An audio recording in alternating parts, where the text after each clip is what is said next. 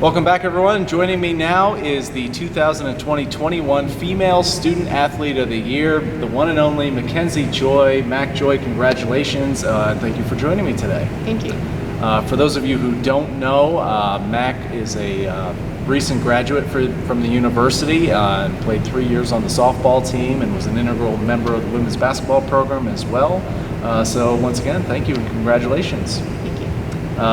Mac, let's rewind just a little bit for some perspective. It's the spring of 2020, you're in Florida, you're wrapping up your spring break trip down there. All of a sudden, the world shuts down. We all know what happened.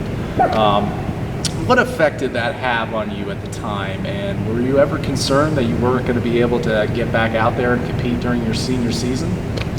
I think just everyone was shocked in general. We found out there we're playing our last game, and I had to decide if I wanted to take the extra year, because we're getting an extra year of eligibility. I had to decide if I wanted to do my minor, seeing if I needed what classes I need to take in the fall. But I just decided I hopefully just get one more season of my senior year. Now a lot happened over the break, and I'm certainly, and the whole department as well, we're very grateful to you and your teammates for sticking together over that time, helping us to hire a new coach, organizing fall workouts and fundraising and a lot more. But really, it was very noticeable you were taking on a leadership role during that time. What motivated you to take the lead during that situation, or was it something that just sort of evolved naturally? I just didn't want to wait. I just wanted to have one more season, and I wanted to be on top of it. I wanted to be able to practice in the fall and make sure we were ready. I didn't want to have to wait for a coach to come, because I knew one's coming eventually, but I just wanted to make sure we could have one more season. That was the goal. That was right? the goal. Well, and we got there, so we got the green light to play over the winter, along with baseball and golf. Certainly with some restrictions, but we knew we were going to have the opportunity to compete. So what were your goals and expectations heading into the season at that point? The goal was just probably finish the season. There was all thoughts if one person gets it, we would be shut down. So we wanted to see how far we can get. We were all very blessed to be able to be on the field again, but also just being able to play, being able to go to playoffs, have a new coach, very blessed with the positive attitudes of just everyone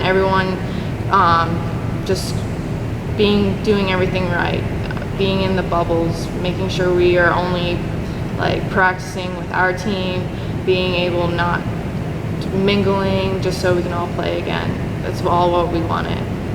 Well, and I was certainly very impressed with the way all of the student athletes sort of reacted and followed the protocols that we had in place. It wasn't easy, but we made it through and had some success. Now, let's talk a little bit about softball, though. We finally get out there and play. A little bit of a slow start to start the year, but things picked up pretty quickly for you. You had a nice 10-game hit streak midway through the year. 8 of those games, I think you had multiple hits, some big wins over Brandywine and Du Bois during that stretch.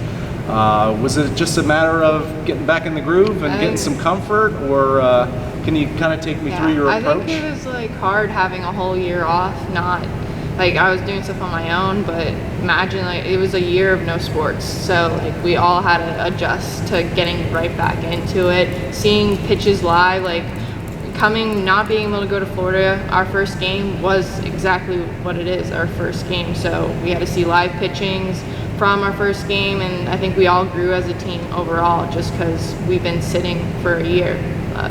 The only spring sports were the ones for a whole year not being able to play. Yeah. So it was very a challenge just to be able to come back. Well, I got to see you compete firsthand, and I thought the team played brilliantly throughout the year. We made the playoffs, and in my opinion, you played a great game against Penn State Du Bois in the postseason. Unfortunately, came up a little short. But what would you say you're most proud of from your senior year, and what do you take away from your experience at Penn State Hazleton? I guess being on the field again, growing from all the situation we had, and just being able to do what I love with my family around me and my friends and the team.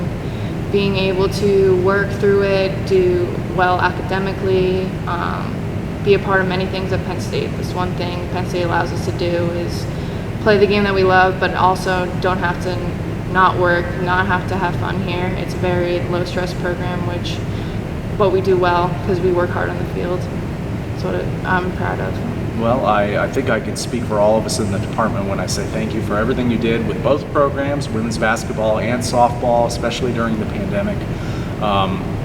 It was really gratifying to see all of you go out there and have a successful year. But yourself personally, not only did you have a great year athletically, but also academically. You earned USCAA honors for the National All-Academic Team. You also got a national recognition for your play on the field as an All-American, and now Student Athlete of the Year. So it's really just a pleasure having you here. We wish you nothing but great success as you head out there into the real world, and hope you come see us soon. Thank you. All right. Congratulations, Mackenzie Joy. Thank you. Thank you.